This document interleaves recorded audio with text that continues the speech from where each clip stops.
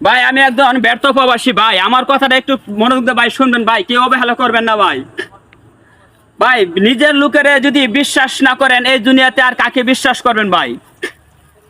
কিন্তু ভাই আমার জানা ছিল না ভাই, নিজের লোকে এই ক্ষতিটা ভাই বেশি করে, সেটা আমার জানা ছিল না ভাই। ভাই আমি একজন গরিব মানুষ, আমার এক নিজের লোক সে বিদেশ থেকে আসছে বাংলাদেশে, সে আমাকে অনেক সুন্দর সুন্দর কথা বলছে যে বিদেশ আমাকে নিবে। তা আমি বিশ্বাস তাকে করে পাসপোর্ট করিলাম।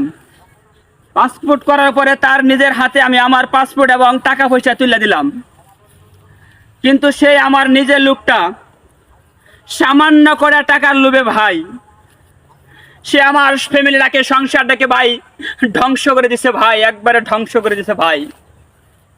ভাই আমি কখনো কল্পনা করি নাই এই বিদেশ নাম লয়ে আমার নিজের লোক আমার জীবনটাকে ভাই ধ্বংস করে দিবে। সে আমাকে ভুলভাল বুঝাইয়া পাঠাইলো 2012 সালে মালয়েশিয়া বিমান থেকে নামার পরে এয়ারপোর্ট থেকে ভাই ইমিগ্রেশনে আমাকে দিল আটকায়া। তখন আমাকে বাংলাদেশ ব্যাগ দিয়ে দিল ভাই।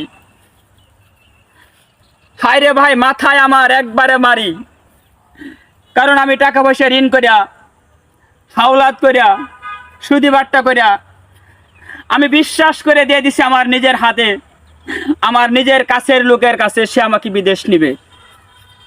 কিন্তু ভাই জানতাম না ওনার কারণে আজকে এই 12টি বৎসর আমি ঢাকা শহর কাটামো।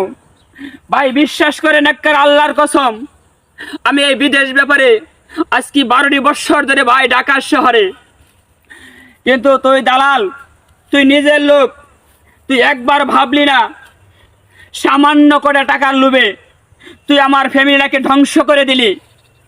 তুই একবারও ভাবলি না যে আমার ছোট ছোট মাসুম বাচ্চা আছে আজকে প্রবাস থেকে ধরা খায় আইসা আমি কিভাবে চলবো, তুই একটি বারও ভাবিস নাই।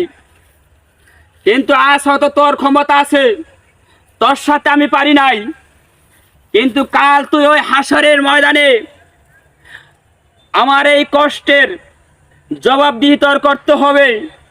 মনে রাখিস দালাল, তুই মনে রাখিস আজকে তোর কারণে 12টি বৎসর ধরে আমি ঢাকা শহরে মনে বড় আশা ছিল বিদেশ দিয়ে করবো বাড়ি গাড়ি, কিন্তু সেই জায়গাও ঈদের মাঝে বাড়িতে গেলে থাকি আমি আমার ভাঙ্গা ঘরে।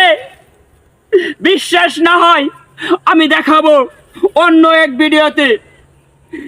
দালাল আমার জীবনে কষ্ট দিছ, দুঃখ দিছ।